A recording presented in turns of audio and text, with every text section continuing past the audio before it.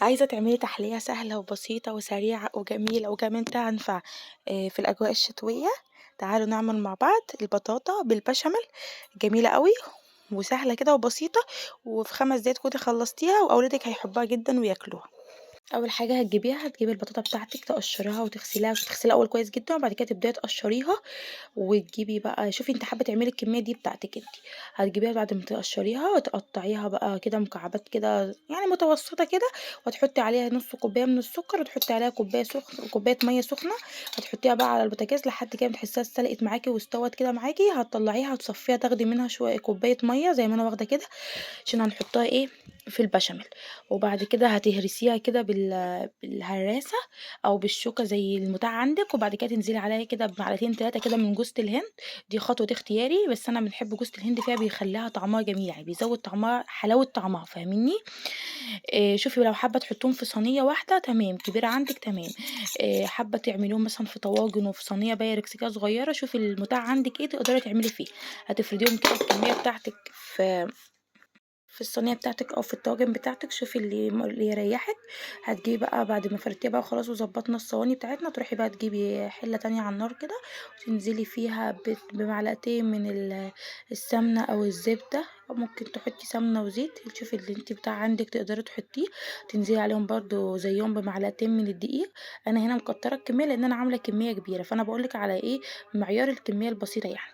ده البشاميل بتاعنا. هتنزلي عليه بكوبايه من اللبن، على برضو كوبايه من اللي هي ميه البطاطا اللي احنا نزلناهم.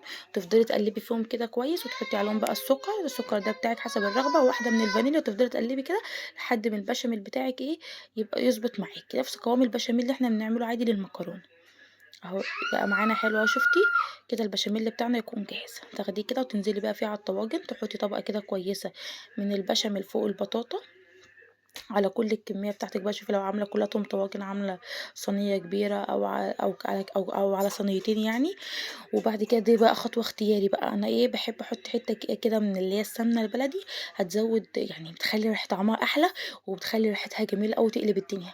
ممكن ما تحطيش سمنة بلدي، تدخليها كده الفرن، هتاخد معاكي وش جميل وحلو برضو من غير السمنة يعني، انت تحطيها على الوش. يعني الخطوة دي برضو اختياري. هتدخليها الفرن كده، تولعي عليها الشواية، تاخد معاكي اللون الحلو ده كده، تقومي مطلعاها بقى، وتقدري تقدمي بقى. يعني انت لو عايزه تاكليها سخنه كده تبقى جميله كده، تطلعيها معاكي سايحه. عايزه تطلعيها خرطه سليمه، تستني عليها لما تبرد شويه تطلع معاكي خرطه سليمه. طبعا عشان التصوير، وانا كمان بحب اكلها سخنه، فقطعتها وهي سخنه كده وباكلها معاكم. والله ما قدرتش اوقف اكل، انا عايزه اقول لكم انا كده تقريبا كلت نص الصينيه البايركس ديت وانا واقفه بصورها معاكم. جميله قوي وسهله وبسيطه، وهتعجبكم تعجب الاولاد. وتقدري تحطي على وشها كده شويه برضو رش من جوز الهند، ولو حابه تحطي مكسرات تقدري تحطي مكسرات زبيب اي مكسرات عندك في النص، بين طبقة البشاميل والبطاطا. وبكده تكون معاكي جاهزة وجميلة، وبألف هنا على قلبكم. متنسوش تشتركوا عندي في القناة وتعملوا لايك للفيديو لو عجبكم. شكرا.